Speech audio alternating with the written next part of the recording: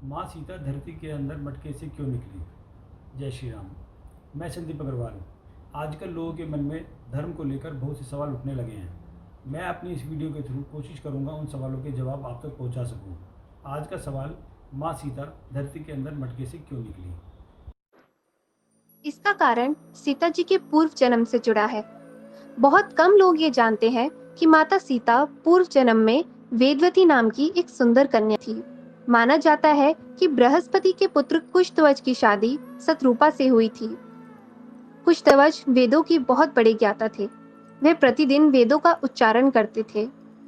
वेदवती, जो कुशध्वज और शतरूपा की पुत्री थी, पिता के वाण्मय से उत्पन्न हुई वेदवती अपने पिता के समान ही वेदों की ज्ञाता थी तथा अत्यंत सुंदर भी। उनकी सुंदरता को देखते हुए बहुत से देवता, गंधर्व, यक्ष, राक्षस और नाग उनके पिता के पास वेदवती से विवाह करने की इच्छा से आए। किंतु कुशध्वज की इच्छा थी कि उनकी पुत्री वेदवती की शादी त्रिलोकों के स्वामी भगवान विष्णु से हो। यही बात सुनकर दैत्यराज शंभु ने गुस्से में एक रात सोते समय कुशध्वज की हत्या कर दी। यह देखकर उनकी माता को बहुत दुख हुआ और उन्होंने अपने पति के शव को हृदय से लगाकर चिता की अग्नि में प्रवेश कर लिया।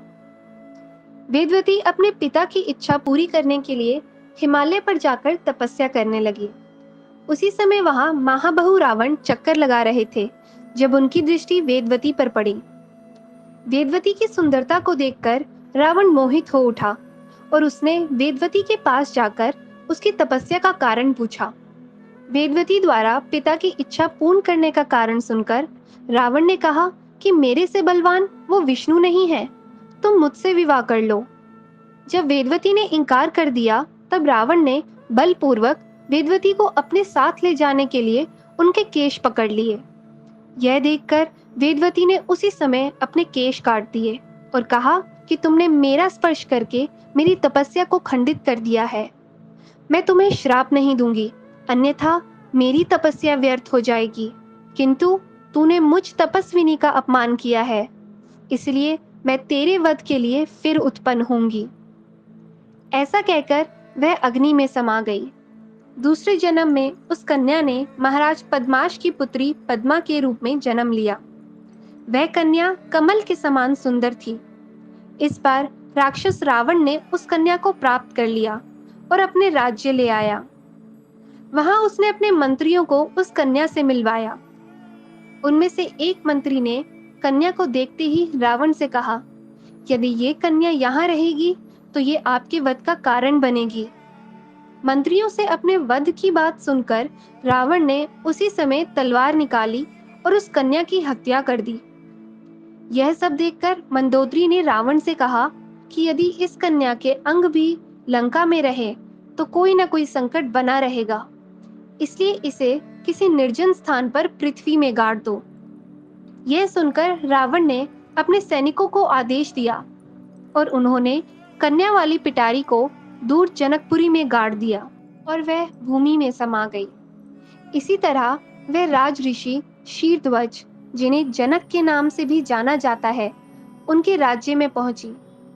और जब राज ऋषि जनक ने प्रजा के हित के लिए हल चलाया तो वह उन्हें भूमि में मिली।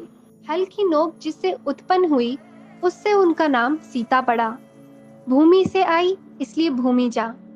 जनक के वंश में होने की वजह से जानकी, विदेही राज में हुई इसलिए वैदेही, पूर्वज महाराज मिथि के नाम से ही इनका एक नाम मैथिली भी हुआ। ऐसे ही माँ सीता के कुछ 108 नाम बताए जाते हैं। इस वीडियो में केवल इतना ही। आने वाली मेरी वीडियो में मर्यादा पुरुषोत्तम श्री राम ने माँ सीता को गर्भवती होते हुए वनवास क्यों किया, और इसी तरह के अगर कोई सवाल आपके मन में हैं तो आप मुझे नीचे कमेंट में लिखिए। मैं कोशिश करूँगा उन सभी सवालों के जवाब देने की। जय श्री राम।